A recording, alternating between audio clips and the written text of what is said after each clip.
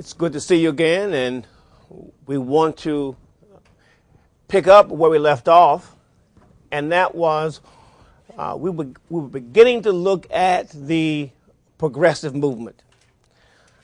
Obviously, we've spent some time talking about the Industrial Revolution.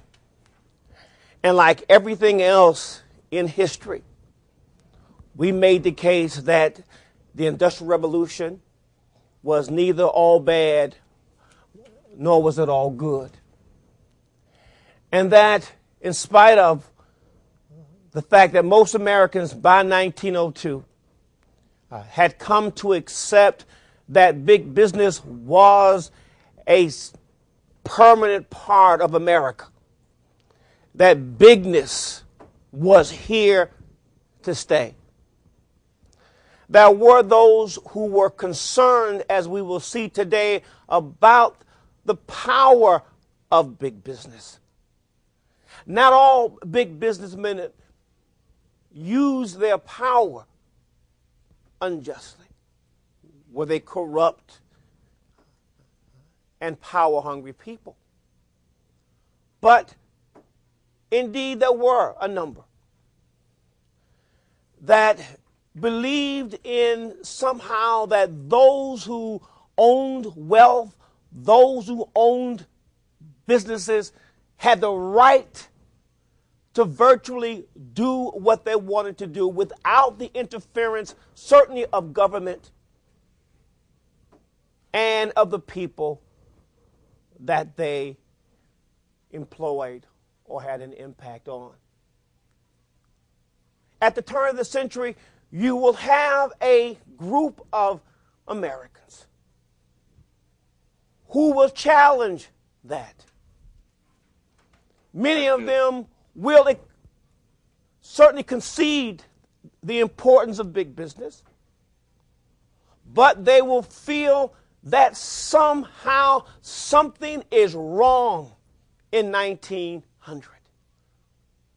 Something is wrong that 1.5 million women who now work in the workforce, which is the first time in American history to have that many women work in the workforce full-time at the turn of the century, 1.5 million. There was something wrong that you had 1.7 million children that are kids under the age of 15 were now working full-time jobs in these factories with no health insurance, with no way to bargain for better working conditions. Again, we refer back to the jungle that you're reading, where the employee was simply a clog in the industrial wheel. These progressives believe that somehow corruption in the cities that we talked about, that somehow America had lost its conscience. But if America lost its conscience, then certainly America had the ability. It had, in fact, a blueprint as to how to go about. If America had strayed from the straight and narrow path, they knew how to get it back on track. Because one of the great things about America was the fact that it had certain documents that told Americans when they had moved from the straight and narrow. It told them how to reclaim their conscience and do what was right.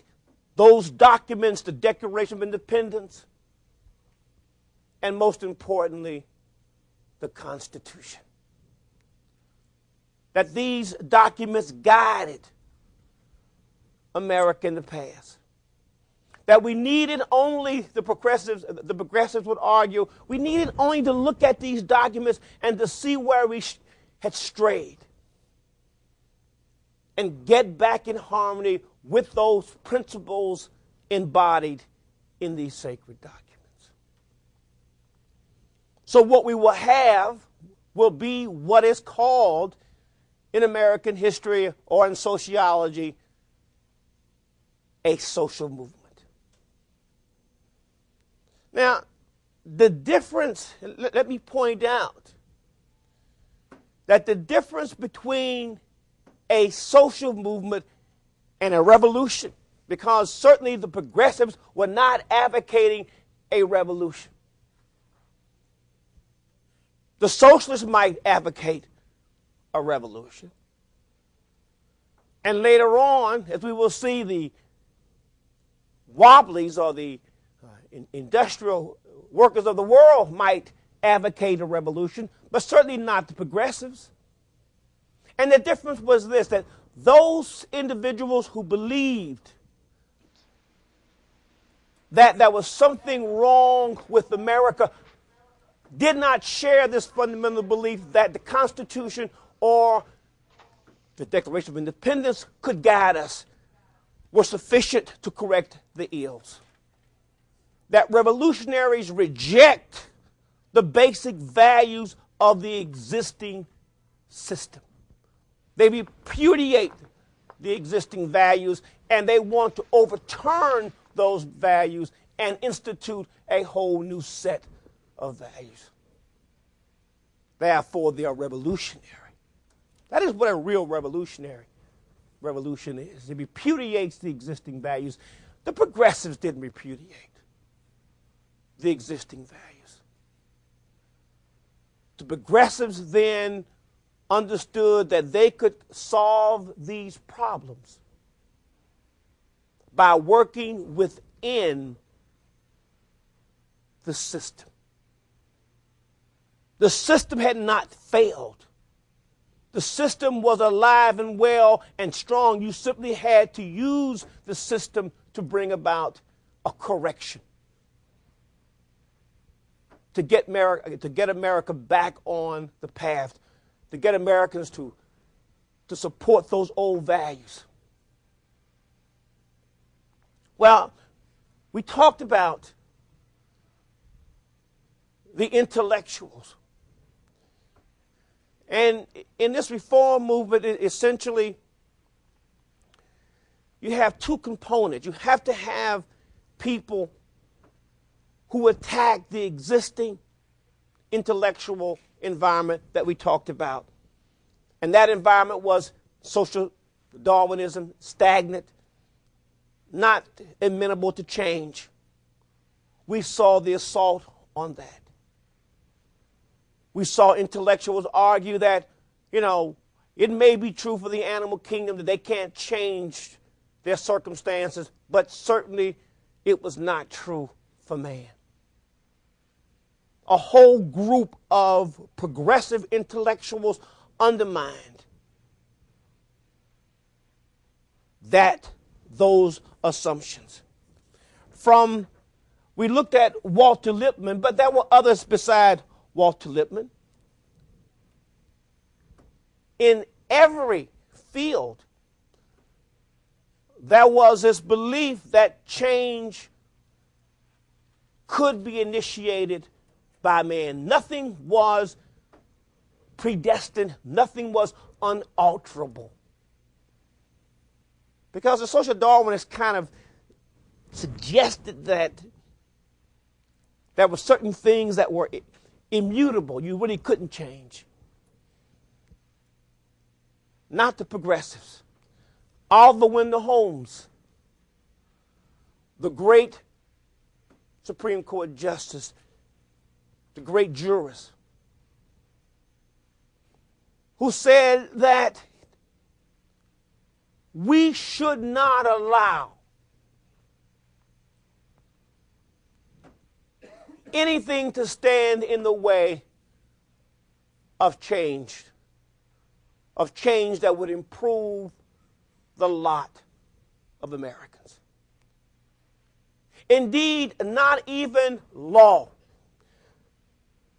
the stodgy profession of law, could be used to initiate change. You just needed to look at law differently. It had been said that the only way that you could change society through law was to look at case law, and from case law you could extrapolate legal principles. But only through the extrapolation of existing case law, previous case law. You had to cite precedent, or you could not change law. He said, no. The law was not that static. Law was dynamic too as well. Law was changing because law, as he pointed out, was a product less of these laws and cases and the extrapolation from these cases than it was the men who created law themselves. He said you can learn more about the law and how to change it by looking at the men who both created the laws and those who administered the laws. By studying them, you could find ways of changing the law for the betterment of the people. John Dewey, the educator, John Dewey supported public education, something that many of the social Darwinists and those who supported a laissez-faire view of society, that is, the government should not be involved, society should not be involved in educating people, that people had to find a way to become educated on their own. Dewey supported education, public education. Indeed, Dewey looked at the classroom as an excellent vehicle to create change in society.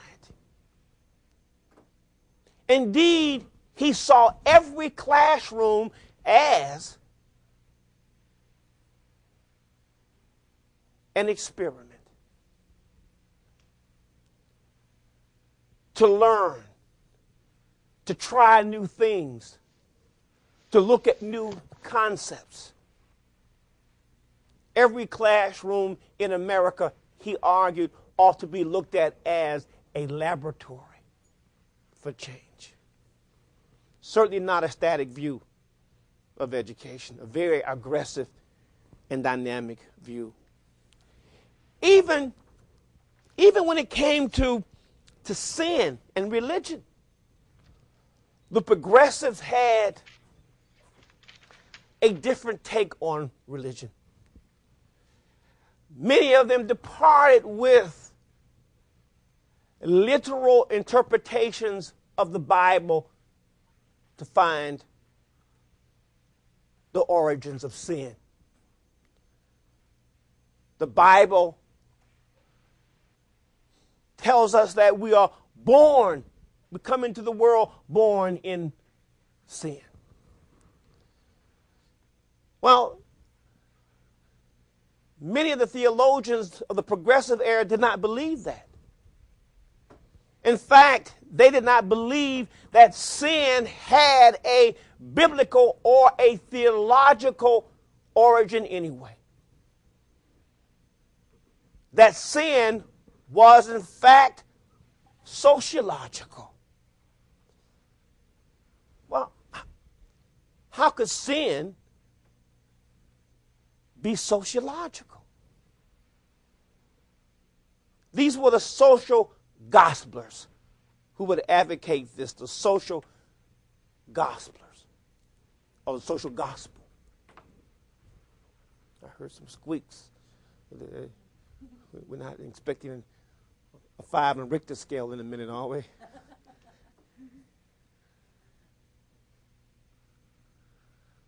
How can sin be sociological? Well, easy. Why did people commit crimes? Was it because they were simply evil, sinful? Why did juveniles commit juvenile offenses? Why did women become streetwalkers? Why did Ona give in to Conyers in the jungle? Was it because she was what? Was it because she was terrible? Yeah, and this is a good example because here we have Ona, and Sinclair does such a wonderful job of creating this image of Ona for us, does he not? I'm sure you've read it by now.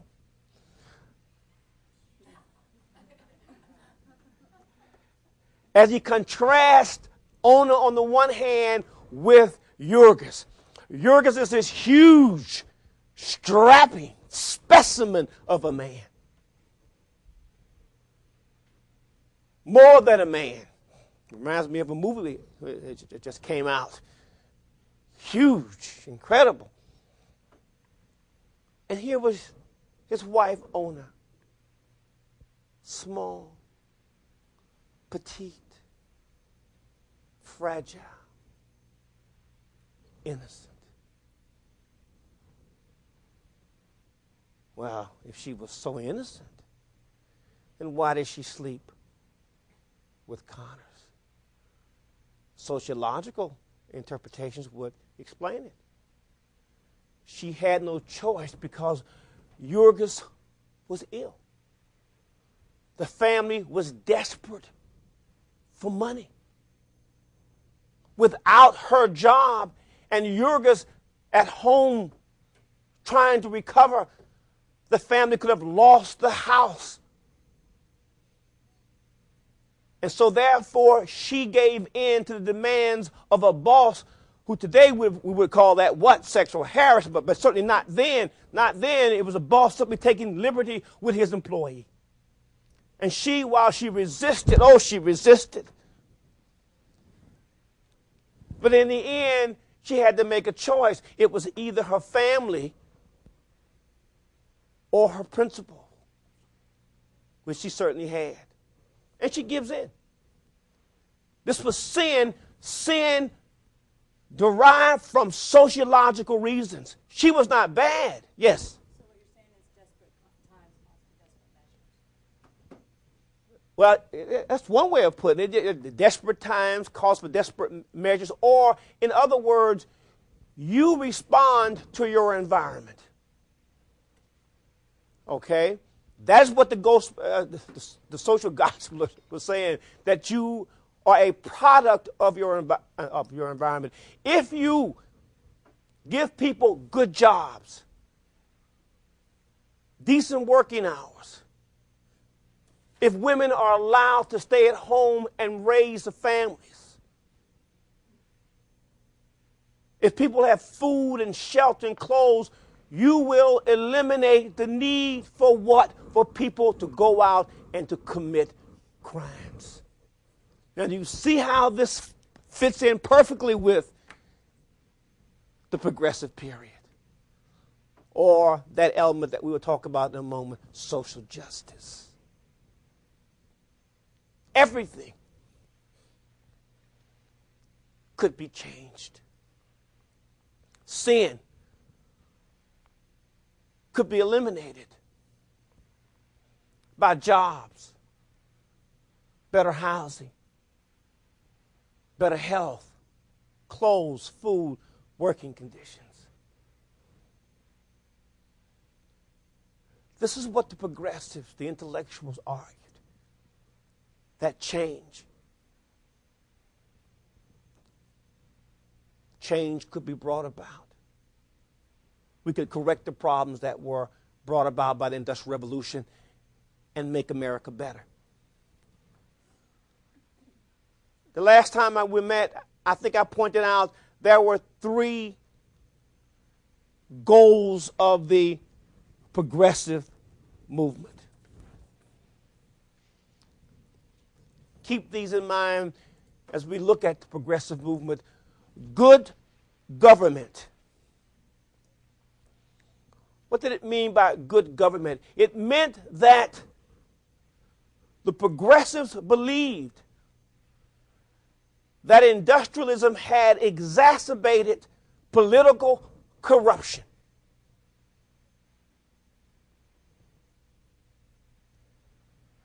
That the cities now, that as America moved from an agrarian to an industrial society, the cities were inundated by political corruption and graft by political bosses. So what you have to do then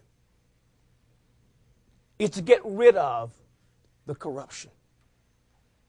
Sometimes it was referred to by the progressives as throw the rascals out of office. Get rid of them. Put in righteous governments. People who were honest with integrity and character.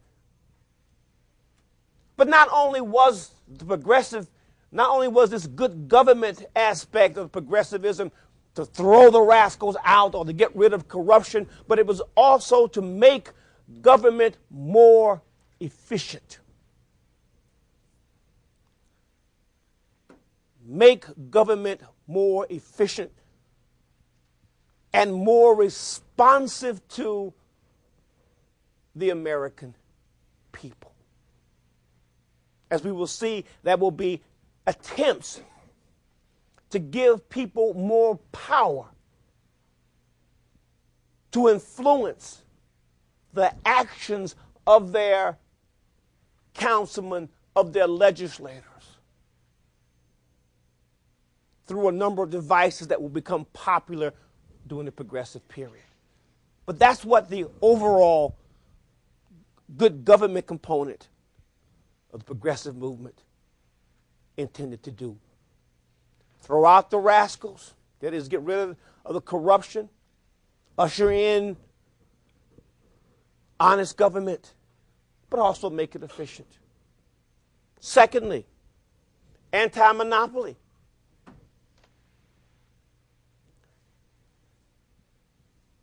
There were those who there were two opinions here. And there were two types of progressives when it came to this question of anti-monopoly and their position on big businesses. There were those who simply believed that these large amalgams of wealth were inherently oppressive and bad. That you should not have large companies. That large companies needed to be broken up. Anti-monopoly, break up the monopolies. Get rid of the control that certain companies had on a particular industry. And why was that important? Because if they believe, the progressives believe, if you broke up the monopolies and these large amalgams of wealth that control the monopolies, you would then restore what was precious to America, and that was Jeffersonian individualism or competition. You will restore competition to America. That corporations that were huge corporations, they interfered, they stifled competition. So to get rid of big businesses, to break them up, would get rid of their abuses. One, the power they exercise in like rate discrimination over farmers and other people, shippers, but it would also restore competition. Woodrow Wilson would be a progressive who argued for the complete breakup of large corporations when he becomes president. He considered himself a progressive. But now, Theodore Roosevelt, who certainly is known as the most popular progressive president, did not, contrary to how some historians have tried to portray Roosevelt, he was not a trust buster.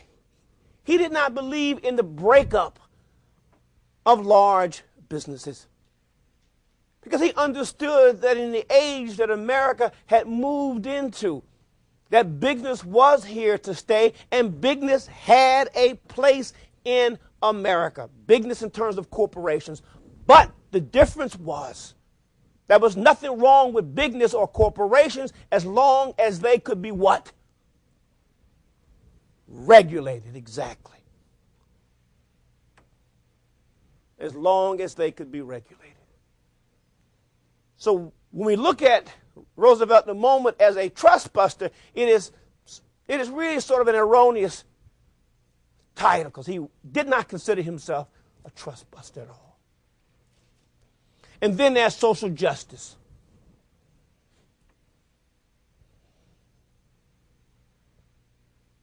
Who would defend those who could not defend themselves? Who would fight for better working hours, better conditions? Who would fight for workman compensation and health bills for workers? Workers could not defend themselves. We've already seen that in spite of the efforts of the Knights of Labor and the AFL, the union movement remained relatively weak. Not relatively, they remained weak. Because simply the idea of unions was foreign to Americans. In 1886, after the Haymarket Square riot that we talked about, one of the things that came up in the discussion of unions was that Americans associated unions with anarchy, with European extremism. Their unions had been violent. That did not set well with Americans who believed first and foremost in free enterprise and the sanctity of private property. So most Americans, even the overwhelming majority of immigrants, really were wedded to this notion that you really did not mess with private property too much or free enterprise. So they didn't join the unions. Plus, the employers were too powerful. So who would then intercede on their behalf? It would be who would regulate child labor? Children who were forced to work under the 15 years of age were forced to work sometimes 12, 13 hours a day.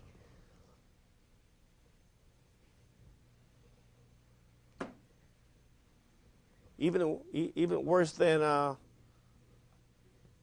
Gifford's wife's sweatshops. Oh, I think Kathy Lee is getting such a bad shake, I think. She's been the object of so many jokes on Saturday Night Live. I mean, it's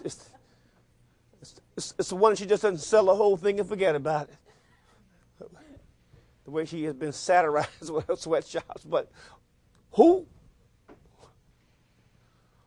would improve the sweatshops really at the turn of the century in this country for workers, for women?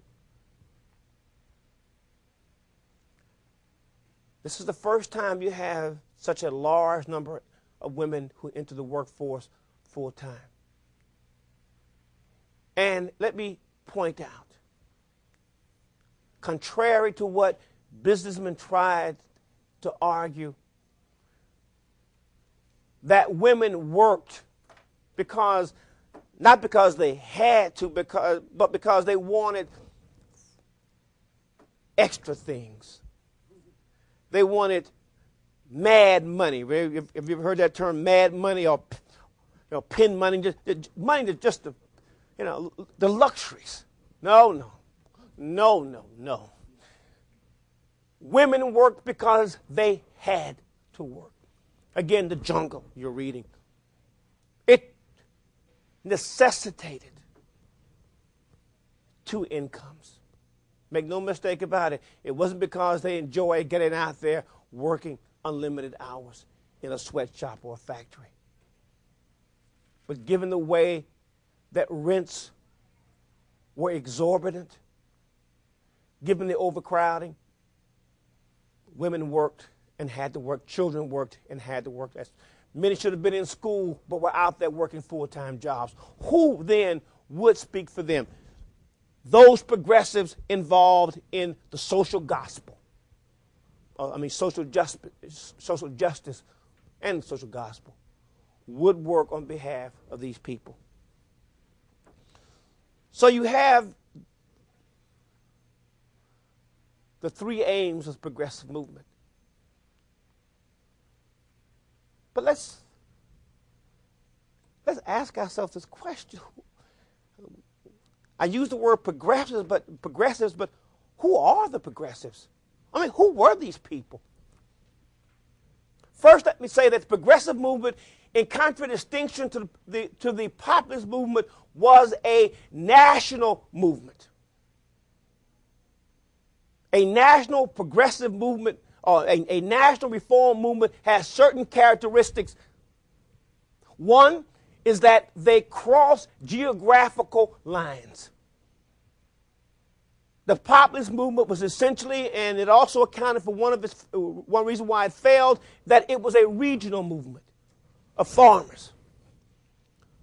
The progressive movement was a national movement. It cut across state lines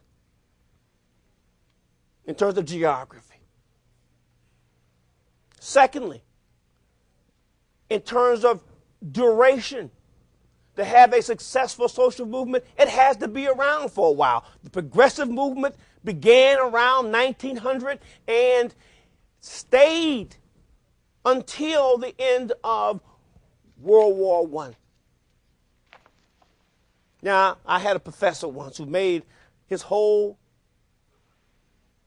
reputation, staked it all on this notion that the progressive period did not end with the war, but somehow continued in an atomized form in the 1920s. Well, it was one of the nicest. I spent 6 hours writing an exam in which I criticized his whole thesis. 6 hours. To me, what he was arguing was nothing but warmed over populism. He appreciated it. You're supposed to be able to question. Is that not what I've told you? There is no right or wrong answer here. Just the one that sounds the best. But clearly it has duration. It at least lasts almost 2 decades. Now, but who were the progressives? I still have not told you who the progressives were. And this is a really interesting, because I think it's important to give you the progressive profile. Because the progressives themselves will present us with a paradox in history. What if I said that the progressives who fought for good government, who were anti-monopoly, and who fought on behalf of the laboring classes really did not like these people or these causes at all?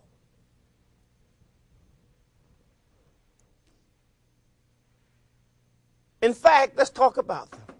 They are a paradox. Can you,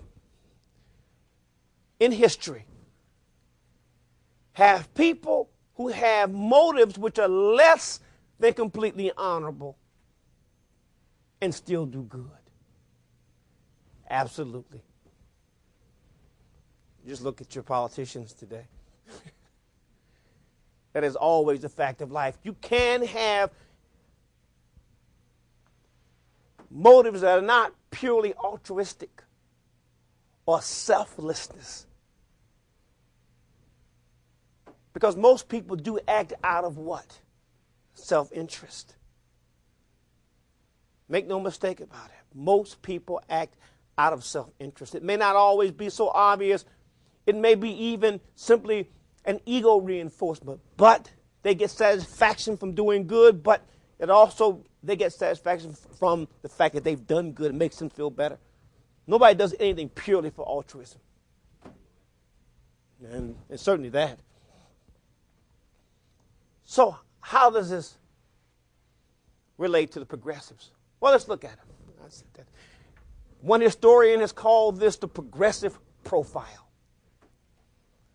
They were almost overwhelmingly of old Anglo-Saxon stock. They were almost all overwhelmingly of old Anglo-Saxon stock. Many could trace their lineage, their family heritages, back to the first Americans. They had a deeply imbued sense of their special place in American history because of their lineage.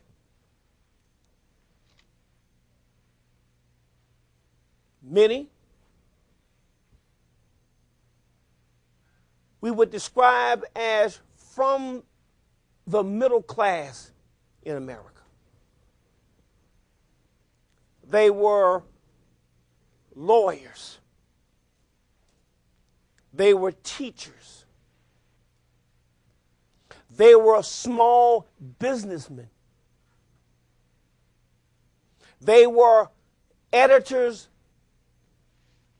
of small and medium-sized newspapers. Did I mention teachers? Mm-hmm. Okay. Ministers.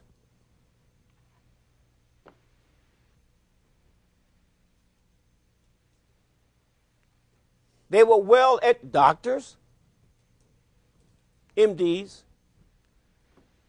They were all well-educated. Almost all of them were college educated. Even the female progressives were college educated. Now, these progressives have been described by some scholars as a displaced social elite. A displaced social elite. What do I mean by a displaced social elite? That's a heck of a term. We talk about the complexity of history. This definitely gets at the heart of it. A displaced social elite. And this includes Roosevelt as well.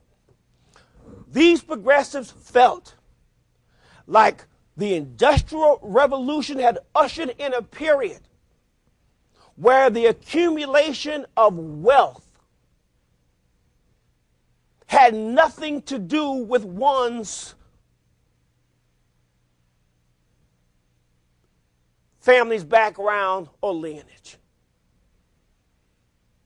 That the old laws and the old customs that had regulated the accumulation of wealth, which was passed down from one family to another, did not hold anymore.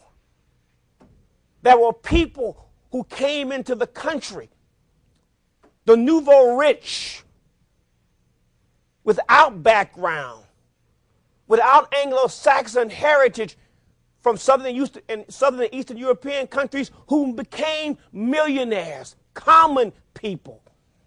Ooh. And as they became millionaires, it was these new millionaires against them, and they were the thousandaires all of a sudden, even though they were wealthy. But more importantly, as the Carnegies and others became the movers and shakers because of their wealth and capitalism, they displaced this group as America's leaders. They didn't make the decisions anymore.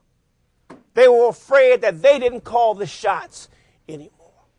The progressive movement then will do what? They did not like the cities. Most progressives really did not like the cities. They were not comfortable with the cities. The cities were, as we talked about, sin, dens of iniquity, of crime, of vice. They were not comfortable with the cities. They did not like labor unions. Not particularly. They didn't like labor unions. They didn't like workers. They didn't like foreigners either. They didn't like Southern and Eastern Europeans, and they didn't like blacks or non-whites. A lot of them didn't even like children, these little gruffy, little dirty little vagabonds that were roaming the streets. Ugh. Get away. Then why work on behalf of these people then? Because you can use their cause to do what? To reclaim your place as America's leading class.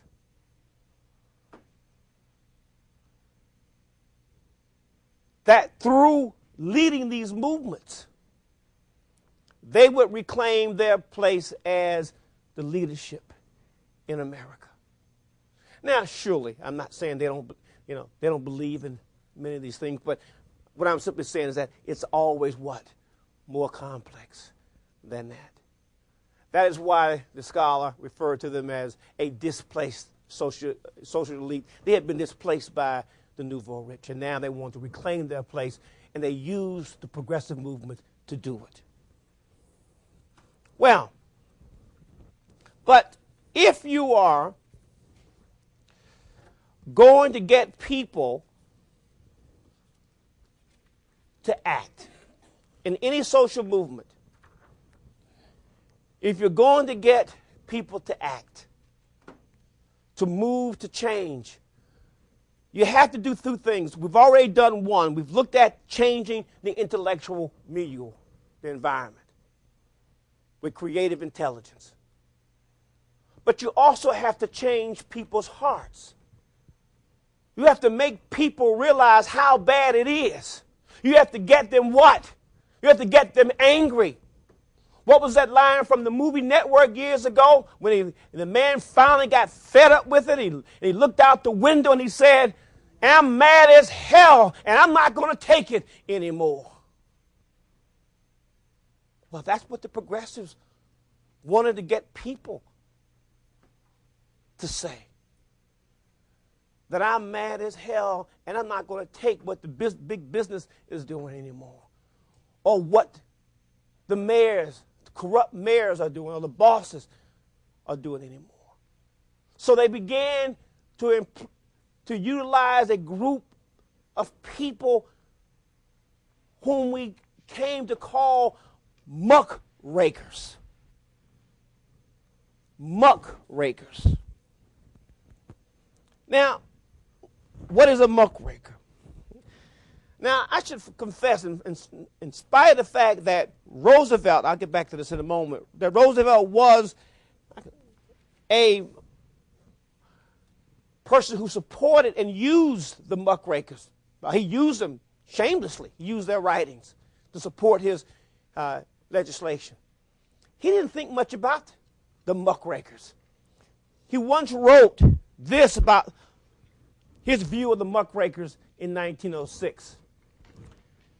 There is filth on the floor, and it must be scraped up with the muck rake. And there are times and places where this service is most needed of all the services that can be performed. But the man who never does anything else, who never thinks or speaks or writes, save of his feats with the muck rake, speedily becomes not a help to society, not an incitement to good, but one of the most potent forces of evil. Well, Teddy can say that in 1906, but he will go right back. Sometimes Teddy, as we will see in a moment, Teddy Roosevelt was, again, a wonderful character to discuss.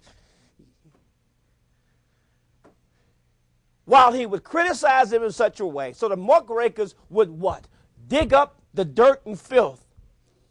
In this case, they would dig up the goods on corporations and certain abuses in society. They would expose them with what he called the muckrake, but actually with writings. He would use them to help get his Pure Food and Drug Act passed. He would use them to get the heparin bill passed. He would use the very same people who said had become a potent force of evil. So you have to be careful about Roosevelt. But muckrake means to rake up, uncover the filth, and show it to the American people. And that's what the muckrakers did. Lincoln Steffens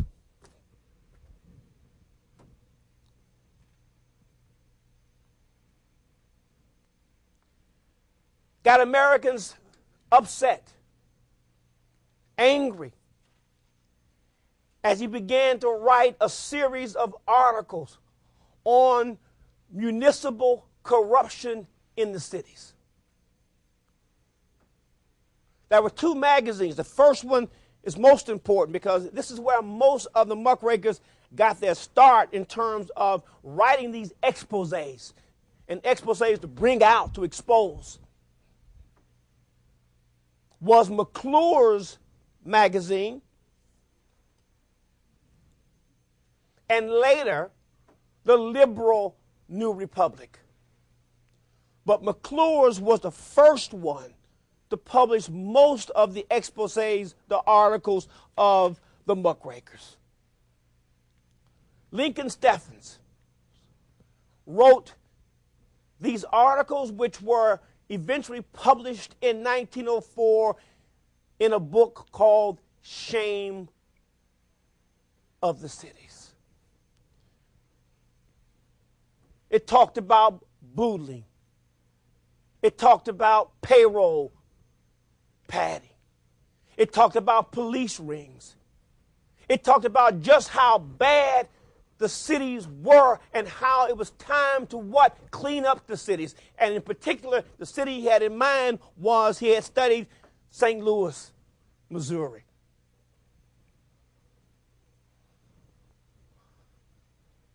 He was pretty hard on St. Louis.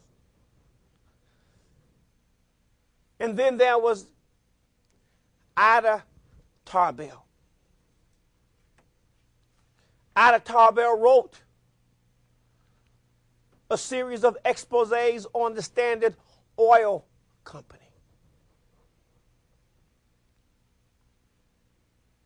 A native of Pennsylvania, she witnessed firsthand as a young woman the power of Standard Oil Company as it forced her father out of business.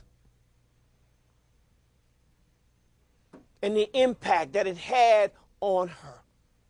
And how she was determined to uncover how these large corporations ran good, small-sized businesses who had been good to America out of business. So she wrote in exposés on the Standard Oil Company.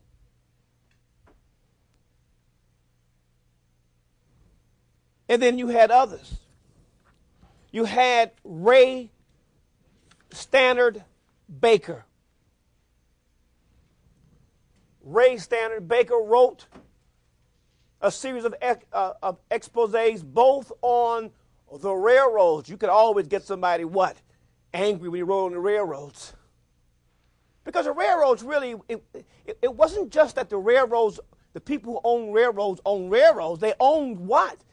They owned a lot of other things beside the railroads. In Chicago, they owned the grain elevators. Any farmer that wished to store grain before it went to the market had to store it in grain elevators owned by the railroads. So the railroads owned more than just the trains. They owned many other businesses. that people were forced to deal with.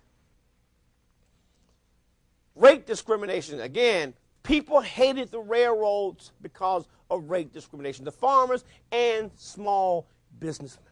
That's why small businessmen were part of the progressive movement. They had been hurt by this competition. Makes sense, does it not? And then probably the best, the most famous, is the one that you're reading now. Upton Sinclair's The Jungle. No expose at the time engendered such an emotional response as Sinclair's The Jungle. Even President Roosevelt, who I just read a moment ago, criticized the Muckrakers, was influenced by The Jungle. It was once rumored. I'm not so sure. Here's one of those stories where it's anecdotal as opposed to I'm not really sure it's true, but I've heard it. That one day as he was reading The Jungle, and he was reading about food adulteration, rancid food being sold to people with maggots in it, inspectors who simply passed on spoiled meat to sell it to the common people. What the heck, they wouldn't know the difference. They may even think it's a delicacy. That kind of attitude. Sort of, looking, no regard for the people. He sat there and he read The Jungle, and he was just absolutely incensed. And he was determined that before he left the White House, he was going to pass, because he had been so influenced by Upton Sinclair's book, The Jungle, the slaughterhouse meatpacking companies, that he was going to have a Pure Food and Drug Act passed. And we'll look at that because he will. But The Jungle, you can look at The Jungle on so many ways, on so many different levels. The least important, and I think Sinclair was certainly desperate in the end, was in the end of the book, he describes, or he tells us, that the only way to change the system, to bring about reform, that's why I talked about reform versus revolution, was to do what? To junk the system and simply become socialist. Well, nobody was going to do that. And in fact, it's amazing how people disregard it. It's almost as if that part of the book didn't exist. You sort of read it and didn't see it. What people read and were upset about was the power of the meatpacking company to influence every aspect of the lives of the American people. In this case, the immigrants. It just didn't simply.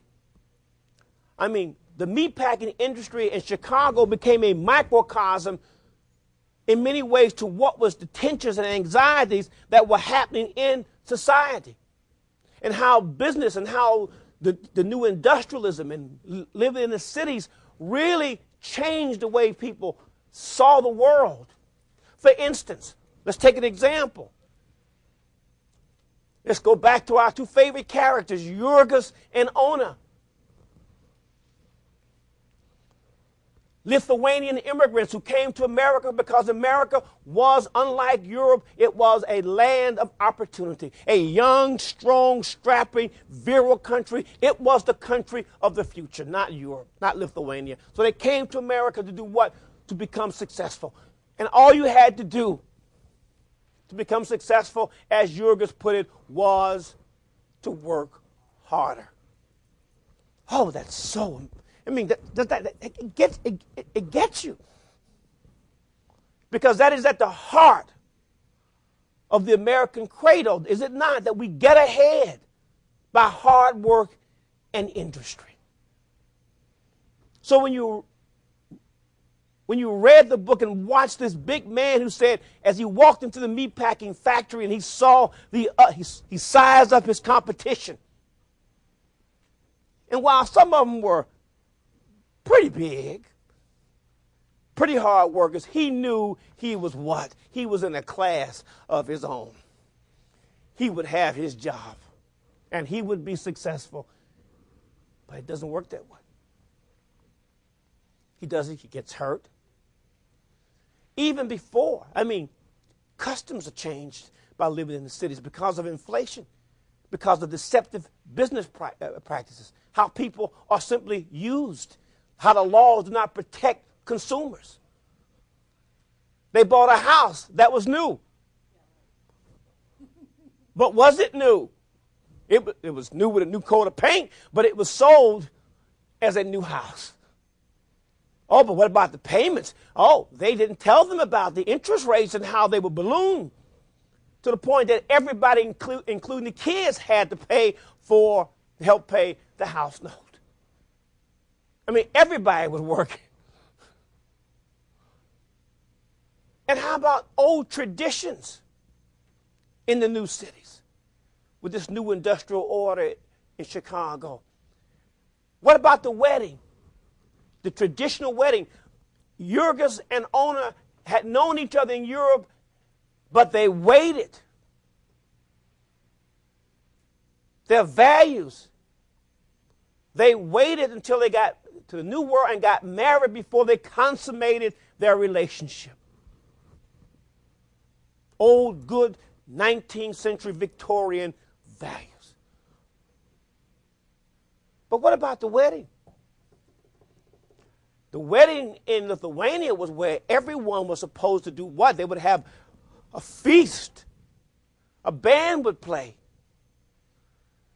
And in the village, everyone would come and do what? They would help pay for it.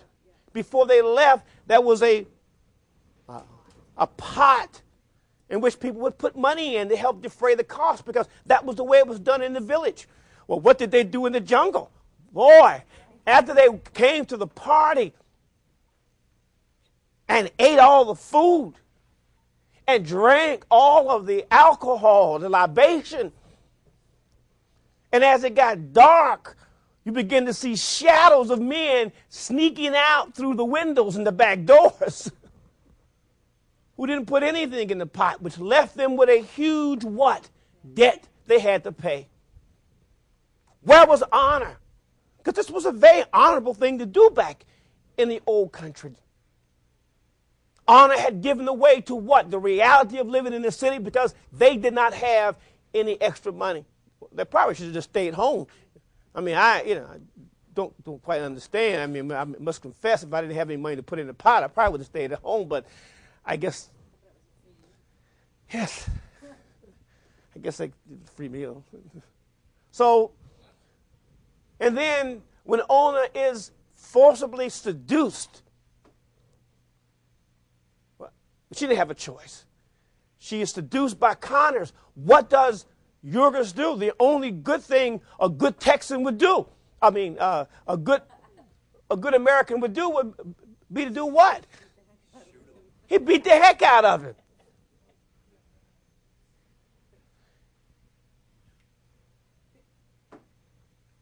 But who goes to jail? Jurgis goes to jail. The system protected those with power, not those who had right on their side. Marija, the cousin, winds up in the old country. She was a strong worker. In America, eventually she has to do what to help support the family and herself? She turns to all things. She turns to prostitution. She becomes hardened, jaded. Now, of course, Jurgis understands after he beats Connors to a pulp. He understands why Ona does what she does. He's all behind her. He says, honey, I know you did it for us. Does he? Or does he not? Is he understanding? No. He is angry at Ona. Don't touch me. When she tries to, don't touch me. How could you?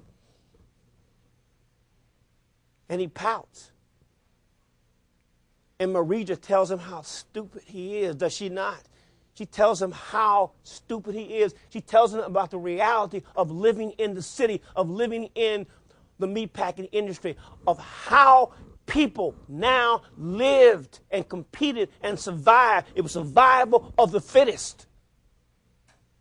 That these people survived the very same way that the animals in the slaughterhouse survived. That is the imagery. The slaughterhouse was not much different from society itself.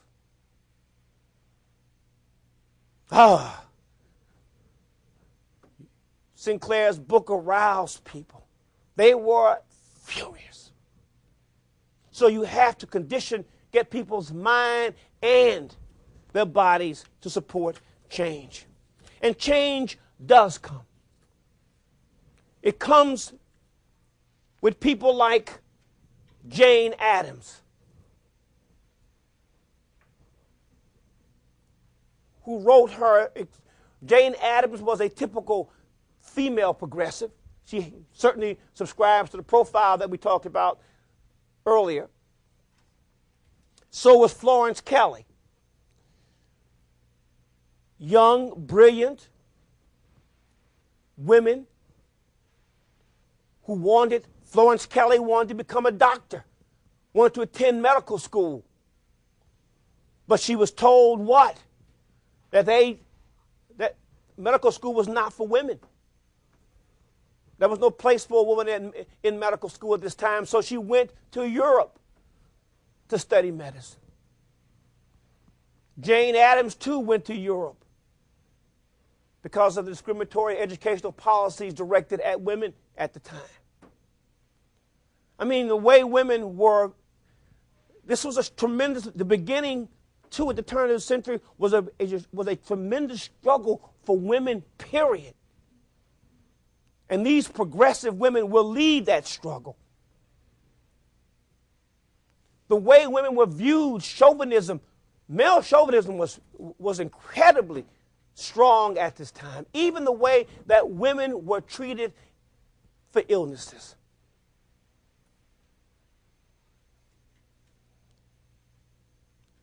I want to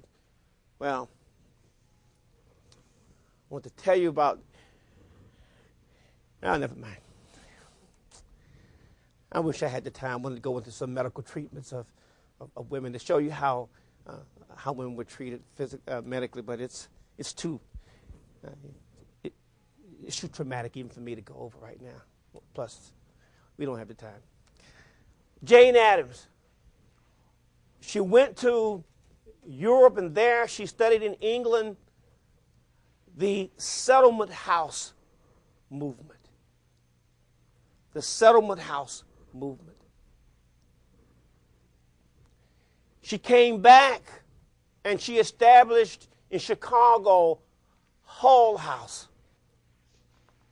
Hull House was a settlement house. Now, what was a settlement house? It was understanding that cities changed families. Often cities broke families.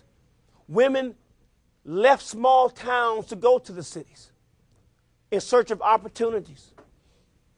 So often they would stay in settlement houses. It was a place to provide women a place to stay. It was also a place where women were taught skills that they could use in the workforce. Gave them a place to live. It taught them skills.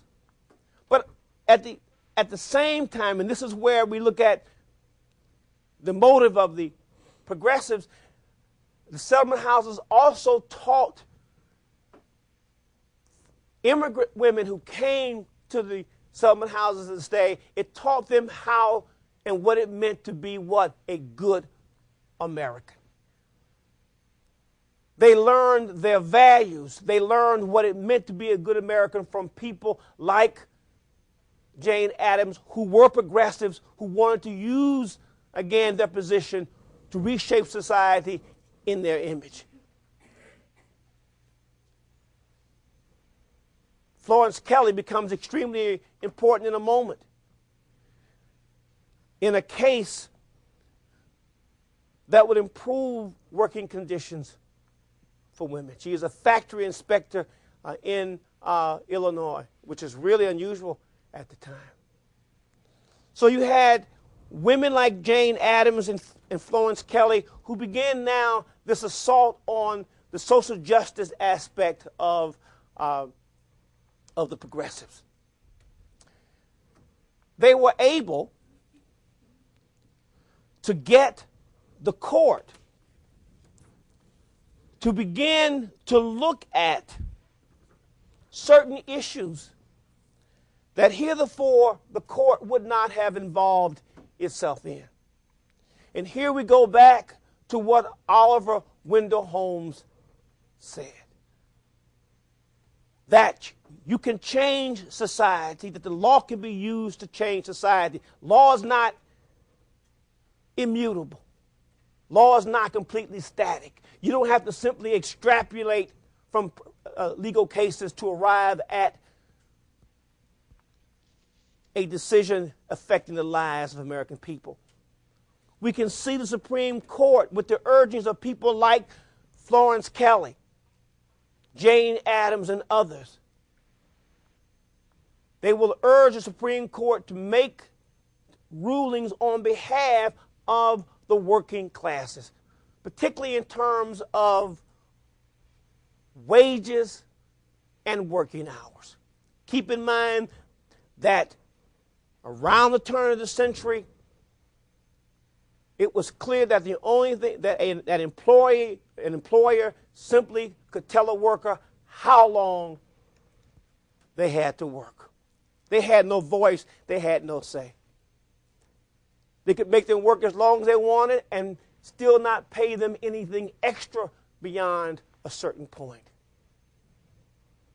Well, you begin to see the court moving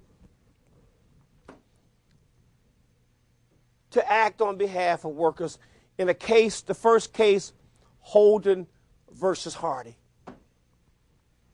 1898. In Holden versus Hardy, the Supreme Court upheld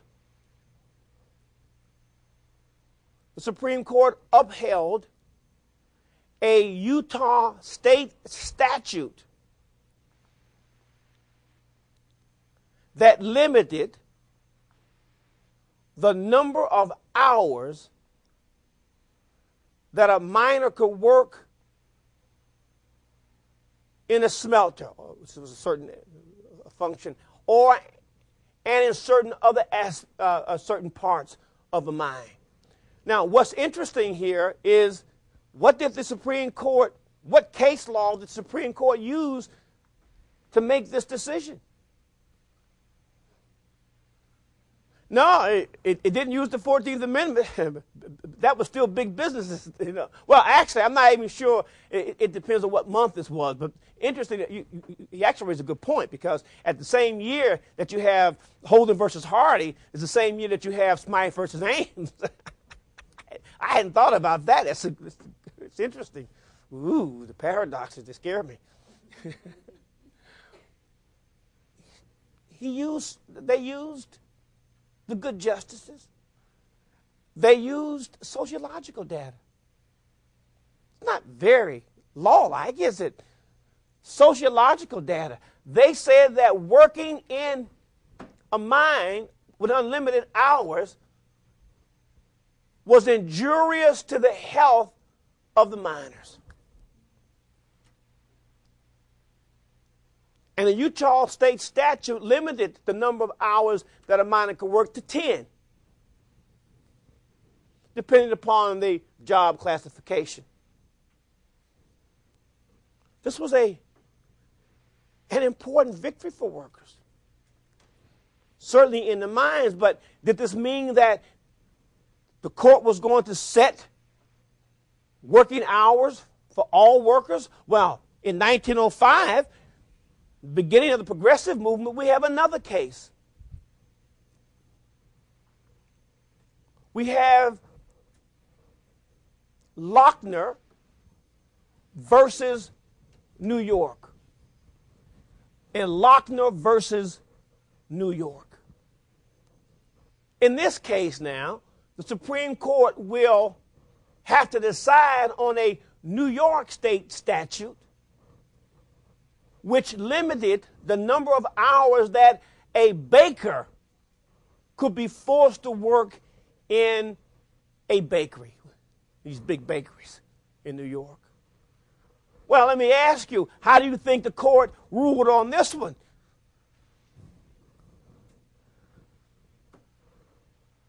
Do you think the court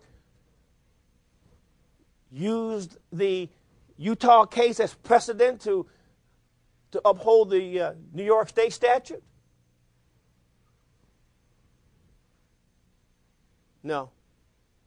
Here the court said, well, you can understand how it could be dangerous working in a mine, long hours.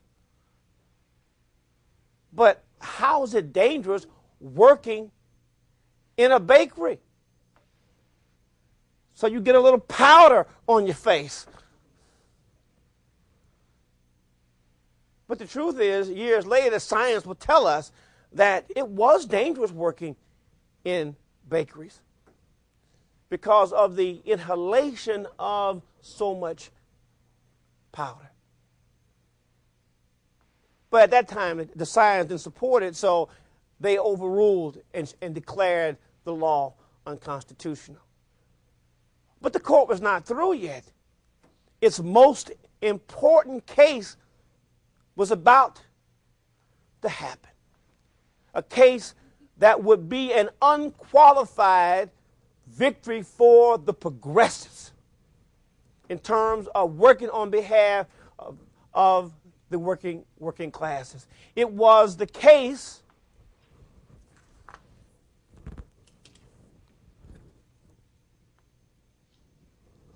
Muller versus Oregon. Famous landmark case, 1908. This case had to do with the state of Oregon, the state legislature, setting the number of hours, regulating the number of hours that women could be forced to work, period. For any reason. Okay? This was immediately challenged by the business segment of Oregon. This was clearly a huge and important fight. So important that Florence Kelley went to ask one of the country's most brilliant lawyers at the time, Louis Brandeis, to take and argue the case for the state of Oregon against the business interests. What comes out of it will be the so-called Brandeis brief. It will be a 114-page brief. 114 pages that will almost two-thirds of the entire brief will not mention or refer to a previous case. That is a precedent. Two-thirds of the brief will be sociological data showing the harmful effects of women who are forced to work outside the family on the family structure in America. When we meet again, we're going to look at this further and look at the implications and what it does for the average working person the next time we meet.